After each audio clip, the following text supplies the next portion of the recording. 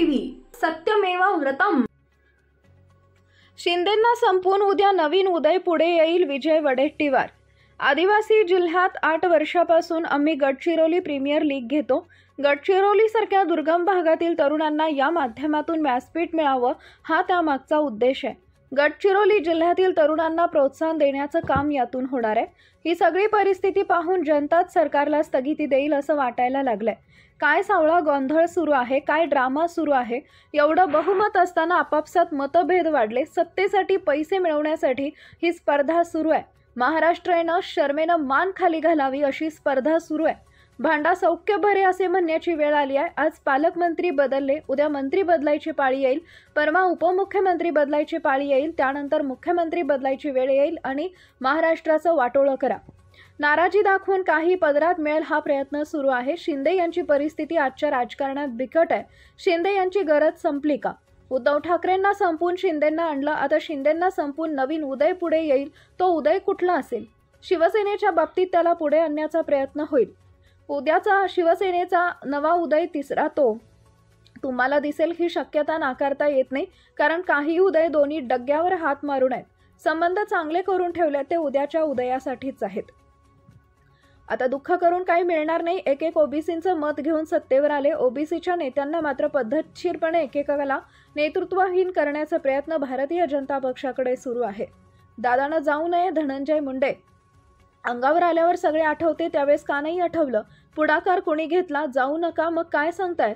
तुम्हीच पुढे गेले। दादांसोबत जाणारा पहिला माणूस हा धनंजय मुंडे स्वतः होता। भाजप ज्या पद्धतीनं शिंदेंच्या बरोबर मधुर संबंध लक्षात घेता पुढे स्वतंत्र लढण्याची त्याची तयारी आहे। स्थानिक स्वराज्य संस्थेतून याची सुरुवात करत आहोत। पहिले एकाला शिंदे आणि नंतर पवारला बाजूला करून भाजपला एक हाती सत्ता आणायची आहे। किरीट सोमय्या यांना आवाहन आहे, अब्दुल सत्तार मंत्री असताना तुमच्या मुखातून बांगलादेशी का दिसले नाहीत? आता मंत्रिमंडळातून ते बाहेर पडतात तेव्हा का दिसत आहे? त्यावेळेस तुम्ही का नाही बघितलं? माझ्याकडे 7.5 वर्षापासून गृहमंत्री पद आहे, तुम्ही का थांबवलं नाही? त्यांना मंत्रिपदापासून अडवल्यानंतर भाजपकडून नवनवीन विषय उघडले जात आहेत। मताचं पोलरायझेशन करण्यासाठी मंदिर के नीचे मस्जिद ढूंढेंगे हेच सुरू आहे। नितेश राणे कोकणातल्या जमिनीवर बोलले, हिंदू मुस्लिम करून मतांची पोळी शेकून सत्तेची मजा मारत आहेत। लाडक्या बहिणींचं काम झालं, बहिणीचे श्राप लागले, हळूहळू लाभार्थी कमी होईल, बहीण त्याचा बदला घेतील। शेतकरी कर्जमाफी कधी होणार? तिघांच्या भांडणात महाराष्ट्र खड्ड्यात जातोय। वाघांची काळजी घेणारा वार मुनगंटीवार शिल्लक नाही म्हणून वाघ मारत आहेत का?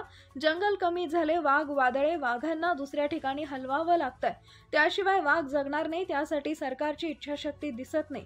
महाज्योती सरकारनं कागदावर तयारी केली होती, आज त्या पोरांचे हाल झाले। हे काय चाललंय? महाज्योतीच्या माध्यमातून अधिक पैसे दिले गेले पाहिजे हे कार्यालय हलवण्याचा प्रयत्न केला।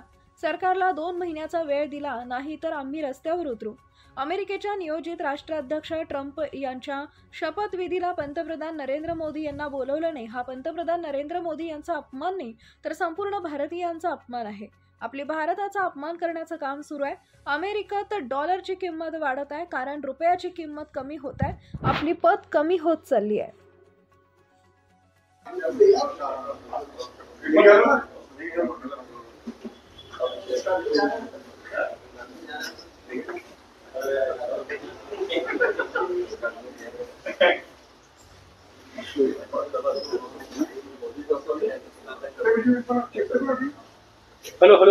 Hello NDTV, hello NDTV. चलो नमस्कार। काय आता काय दुपट्टा टाकायचीच पाळी आली। या आइए, आप बोले। मैं तो क्रिकेट की बात कर रहा हूँ, ये तो क्रिकेट की बात करेंगे। अच्छा चलो। प्रीमियर लीग आहे, त्या ठिकाणी येत आहे क्रिकेटर, काय सांगा तिथे आदिवासी जिल्ह्यामध्ये? ते आदिवासी जिल्ह्यामध्ये एक खरं तर गेले 8 वर्ष, हे 8वा पर्व आहे, 8वा वर्ष आहे। आम्ही तिकडे गडचिरोली प्रीमियम लीग घेतो। तिकडे विदर्भातील, महाराष्ट्रातील रणजी प्लेअर पासून IPL प्लेअर तिकडे खेळायला येतात आणि गडचिरोली सारख्या दुर्गम भागातील तरुणांना क्रिकेटच्या माध्यमातून एक नवीन प्लॅटफॉर्म या GPLच्या माध्यमातून मिळावा आणि त्यातून ते खेळाडू पुढे यावेत, हा त्यामागचा उद्देश आहे। म्हणूनच आज भारतीय क्रिकेट टीमचे माजी कप्तान अजरुद्दीनजी यांच्या हस्ते तिकडे आम्ही उद्घाटन ठेवलेलं आहे आणि त्यातून त्यांना एक गडचिरोली जिल्ह्यातील तरुणांना क्रिकेटमध्ये रुची तर आहेच पण प्रोत्साहन पण मिळाला पाहिजे, हा त्यामागचा उद्देश आहे. पालकमंत्री पदासंदर्भामध्ये 2 ठिकाणी जे आहे रेड सिग्नल मिळालेला आहे, नाशिक आणि नाशिक आणि रायगड या 2 ठिकाणी रेड सिग्नल म्हणजे पालकमंत्री पदाच्या ही सगळी परिस्थिती पाहून आता सरकारलाच जनता स्थगिती देईल असं मला वाटायला लागलंय. काय चाललंय सावळा गोंधळ, काय ड्रामा चाललाय? इतके सगळे तुम्हाला मोठ्या प्रमाणात मॅन्डेट मिळाला, बहुमत मिळाला. तुम्ही हे सांगत होतात की स्वातंत्र्यानंतर एवढे कधीच मिळालं नाही. हा काय अशी सरकार चालवण्याची पद्धत आहे? आपसातले मतभेद इतके वाढलेत केवळ सत्तेसाठी, खुर्चीसाठी आणि त्यातून पैसे मिळवण्यासाठी ही स्पर्धा चालली आहे. ही स्पर्धा महाराष्ट्राला शर्मेनं मला असं वाटतं की मान खाली घालावी अशा पद्धतीची स्पर्धा चाललेली आहे. प्रत्येक ठिकाणी भांडण, पालकमंत्री नेमताना, मंत्री नेमताना, सरकार गठन करताना भांडणं. नांदा म्हणजे सौख्य बरे म्हणतात, आता भांडा सौख्य बरे अशी म्हणायची पाळी आली आहे. भांडा आणि महाराष्ट्राचा वाटोळं करा. बदलत आहेत आता काही वेळेस, पुन्हा पुढच्या वेळेस तुम्हाला बघायला मिळेल. आता पालकमंत्री बदलले, उद्या मंत्री बदलायची पाळी येईल, परवा उपमुख्यमंत्री बदलायची पाळी येईल, नंतर मुख्यमंत्री बदलायची पाळी येईल. बदलते जाओ, महाराष्ट्राचं वाटोळं करत जा, एवढंच म्हणाल. माजी मुख्यमंत्री आणि सध्याचे उपमुख्यमंत्री एकनाथ शिंदे नाराज आहेत, दरे गावात गेल्याची माहिती येत नाही. पालकमंत्री पदाचा असं आहे, एक म्हण आहे मराठीत, तुझं माझं जमेना आणि तुझ्या वाचून करमेना. काही नाराजी काढून पुन्हा काही पदरात मिळेल एवढाच आता विषय राहिलेला आहे. एकूणच बिचारा आमच्या शिंदे साहेबांची स्थिती मला वाटतं की आजच्या राजकारणामध्ये आत्ताच्या इतकी बिकट आहे की मी तर एखादा शब्द जरा असा वापरला तर त्याला चुकीचा अर्थ होईल, पण मी मुद्दाम हे सांगेल की आता शिंदे साहेबांची गरज संपली का, आणि त्यांना कदाचित ते बाजूला व्हावेत. आणि मला भीती वाटते, मी एक पुन्हा पुढचं स्टेटमेंट करतोय की आता उद्धवजींना संपवून शिंदेजींना आणलं, शिंदेजींना संपवून उद्या नवीन एक उदय पुढे येईल. तो उदय कुठला असेल त्याला पुढे आणण्याचा प्रयत्न होईल. ही सुद्धा स्थिती महाराष्ट्रात येईल शिवसेनेच्या बाबतीत. उदय सावंत म्हणायचंय का तुम्हाला?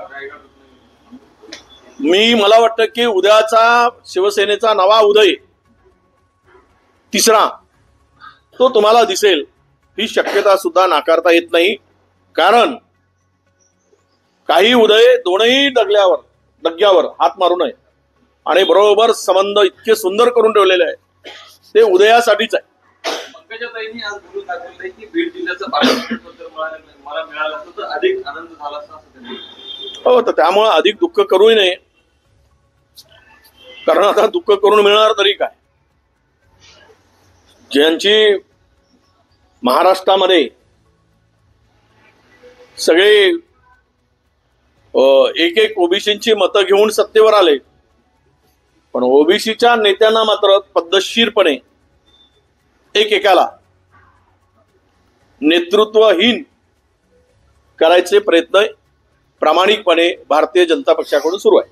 पहाटेचा शपथविधी हे दादांना पक्षाबाहेर काढण्याचं षडयंत्र होतं असं धनंजय मुंडे म्हटलं. आम्ही म्हणत होतो म्हणे हात जोडून की दादांनी जाऊ नये भाजपसोबत. असं हे अंगावर आल्यावर सगळं आठवतं. त्यावेळेस का नाही आठवलं? पुढाकार कोणी घेतला? जाऊ नका म्हणून काय सांगत होते, गेले तेच ना पुढे. दादांच्या नंतर त्यांना सोबत देणारा पहिला माणूस तर मला त्यावेळेस धनंजयच दिसत होते. त्यामुळं आता बरं आहे, अंगावर आली, शेकून घेतली, देव आठवायला लागले, चुका आठवायला लागल्यात, लखलाभ आहे. अशोक चव्हाण असं म्हणताय की महायुती फुटणार आणि आगामी ज्या निवडणुका आहे स्थानिक स्वराज्य संस्थांच्या, त्यामध्ये महायुती काही एकत्र राहिलं असं वाटत नाही. त्यामुळे अशोक चव्हाणांच्या विधानाकडे तुम्ही कसं घ्यावं? महायुती फुटणार असं स्थानिक स्वराज्य संस्थांच्या निवडणुका नाही. मलाही वाटतं की भारतीय जनता पक्ष ज्या पद्धतीनं आता शिंदेच्या बरोबरचे काही मधुर संबंध लक्षात घेता पुढे त्यांना स्वतंत्र लढायचीच त्याची तयारी आहे असं एकूण मला दिसते. आणि स्थानिक स्वराज्य संस्थांमध्ये त्याची सुरुवात करावी आणि हळूहळू या दोघांनाही पहिले एकाला नंतर दुसऱ्याला बाजूला करून भारतीय जनता पक्षाला एक हाती महाराष्ट्रात सत्ता आणायची आहे. भाऊ, संभाजीनगरच्या सिल्लोडमध्ये सर्वाधिक बांगलादेशी रोजगार येतात असा आरोप किरीट सोमय्या यांनी केलेला आहे. म्हणजे आणि असते जाणारे मला किरीट सोमय्याजींना एक हाती महाराष्ट्रात सत्ता आणायची आहे. भाऊ, संभाजीनगरच्या सिल्लोडमध्ये सर्वाधिक बांगलादेशी रोजगार येतात असा आरोप किरीट सोमय्या यांनी केलेला आहे. म्हणजे आणि असते जाणारे मला किरीट सोमय्याजींना आवाहन करतो मी की त्यावेळेस ते अब्दुल सत्तार मंत्री होते त्यावेळेस तुमच्या मुखातून बांगलादेशी घुसखोर रोहिंगे का दिसले नाही आणि आता का दिसत आहेत ते मंत्रिमंडळातून बाहेर गेल्यावर? त्यावेळेस तुम्ही का नाही बघितलं? तुमच्या पक्षाकडे मागच्या 7.5 वर्ष गृहमंत्री पद आहे. तुम्ही ते बघायला पाहिजे, काढायला पाहिजे. कोण थांबवलंय तुम्हाला? परंतु त्यांना मंत्रिमंडळातून डावलल्यानंतर त्या मतदारसंघाचा विशेष उल्लेख करून मतदारसंघातील जनतेच्या मनात संभ्रम एक निर्माण करायचा. आता नवीन विषय भारतीय जनता पक्षाकडून उकरले जातात. त्यांचा धंदाच झालेला आहे तो. कारण त्यांना चैनच पडत नाही. मतांचं पोलरायझेशन करायसाठी मंदिर के नीचे मस्जिद ढूंढेंगे और आता महाराष्ट्रामध्ये ते रोहिंग्या ढूंढतायत. हे सगळंच चाललंय कारण लोकांच्या मूलभूत प्रश्न झाकले जावे, लोकांचं मत डायव्हर्ट व्हावं आणि हक्काचं काही मागू नये यासाठी असल्या प्रकारचे धंदे महाराष्ट्रात राजरोस सुरू आहेत. काल परवा नितेश राणे म्हणाले की 56 कोकणातील जमिनी वक्फ बोर्डाने मागितल्या. माझ्या माहितीने मी माहिती मागितली, विचारलं मी की कुठली आहे, तर त्यामध्ये असं कुठेच आढळून आलं नाही. म्हणजे असे विषय काढायचा काही संबंध नाही, ज्याचं काही देणं घेणं नाही. आणि त्यातून एक हिंदू मुस्लिम किंवा धर्मांधता असं काही करून मताची पोळी शेकत जाऊन सत्तेचा माझ्या मारत जायची, एवढं धंदा आहे, दुसरं काय. वो क्या कहेंगे जिस तरीके से गार्डियन मिनिस्टर को लेकर 2 राज्यों में रायगढ़ और नासिक में रोका गया है, गार्डियन मिनिस्टर को रेड सिग्नल दिया गया है. मुझे आज ये सरकार की क्यों आती है, ऐसा क्यों हो रहा है? इतना बड़ा बहुमत आपको मिला, इतना बड़ा मैंडेट जनता ने आपको दिया है, तो आपको ये क्यों बार बार अपनी भूमिका बदलनी पड़ती है? मिनिस्ट्री के लिए भी समय लगा, सरकार बनाने के लिए भी समय लगाया. तो महाराष्ट्र की जनता ने इतनी ताकत आपको अगर दिया है तो जनता के हित के लिए, जनता के प्रॉब्लम को सॉल्व करने के लिए आपने कदम उठाना चाहिए. वो नहीं उठाते हुए आज आप बार बार निर्णय ले रहे, तो लोगों में यह संभ्रम पैदा हो रहा है कि ये सरकार महाराष्ट्र में है क्या नहीं. बार बार ये इनको बहुमत है क्या, इनके ये सरकार कैसी चल रही है कि इनको जनता से कोई लेना देना है? एक भी आप सवाल पूछिए कि आज 100 दिन के बाद में कौन सा ऐसा बड़ा निर्णय हुआ? एक तो महाराष्ट्र की तिजोरी खाली पड़ी है, अभी कर्मचारियों का पगार भी नहीं होना है, अभी 20 दिन लेट हो गया, आगे क्या होगा इसका पता नहीं है. कल परसों का हमारे एक्स गवर्नर का सेंट्रल के बारे में जो सामने आया था उनका स्टेटमेंट, वो तो हम लोगों को आगे क्या स्थिति से जाना पड़ेगा हिंदुस्तान को वो दिख पड़ेगा. बहुत ही महाराष्ट्र की हो या देश की हो, इस स्थिति में आज हम लोग उसके तरफ ध्यान देने की आवश्यकता है. और ये पालक मंत्री पद बदलाव, ये आज तो पालक मंत्री बदल गए, कल मंत्री भी बदलेंगे, कल उप मुख्यमंत्री बदलेंगे, ये चलते ही रहेगा. 5 साल इनको कुछ काम ही करना नहीं है, केवल इनको लोगों को गुमराह करते हुए समय निकालना है क्योंकि धन की कमी है. इसीलिए ये सब नौटंकी चल रही सरकार में. काँग्रेसचा गटनेता निवडलेला नाही, प्रदेशाध्यक्ष पदाचं बिजत घोंगडं अजून आहे. होईल 8 दिवसामध्ये होईल.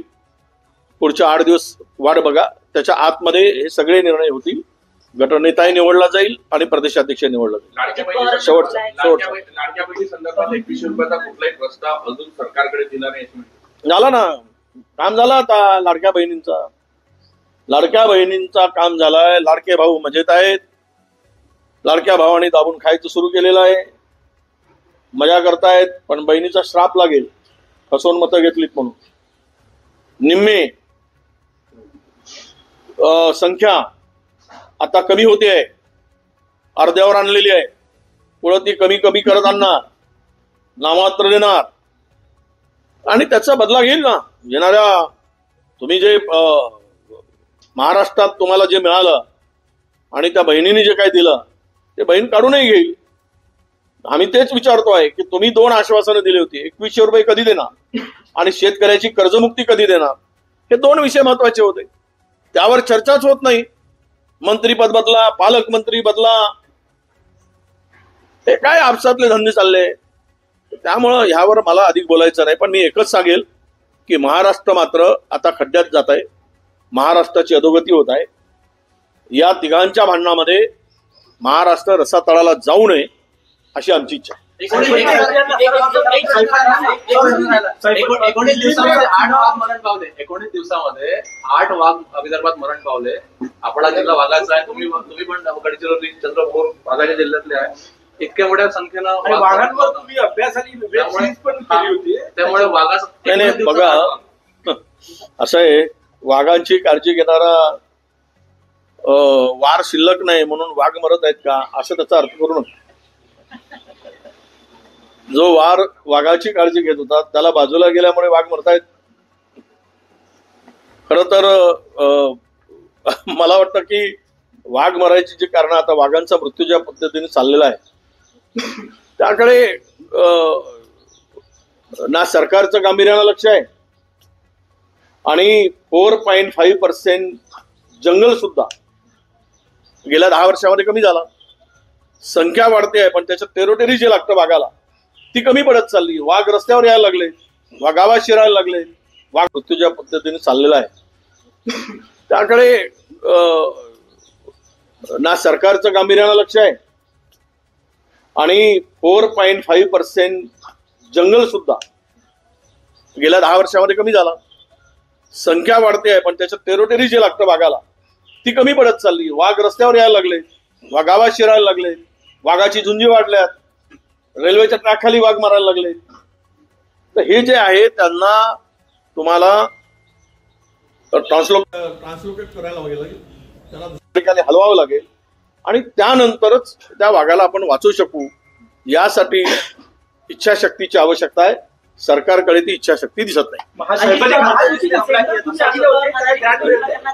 महायुतीचं सेंटर हो,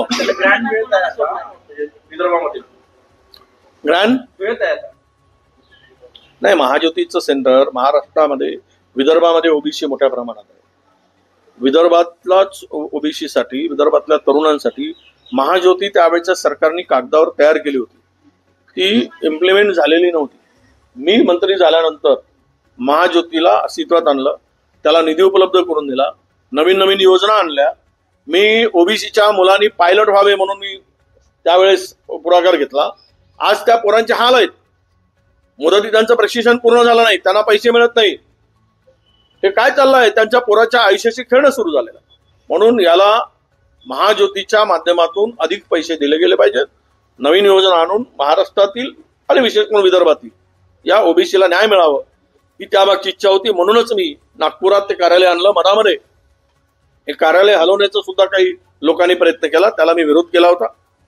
आणि आजही सांगतो की आता सरकारला आम्ही वेळ दिला 2 महिने की आता नवीन सरकार आलाय, काय करते ते बघू. पुढची स्टेप आमची आहेच तयार, काय करायचं ते. आम्ही आमच्या आंदोलनाला घेऊन पुढे जाऊ.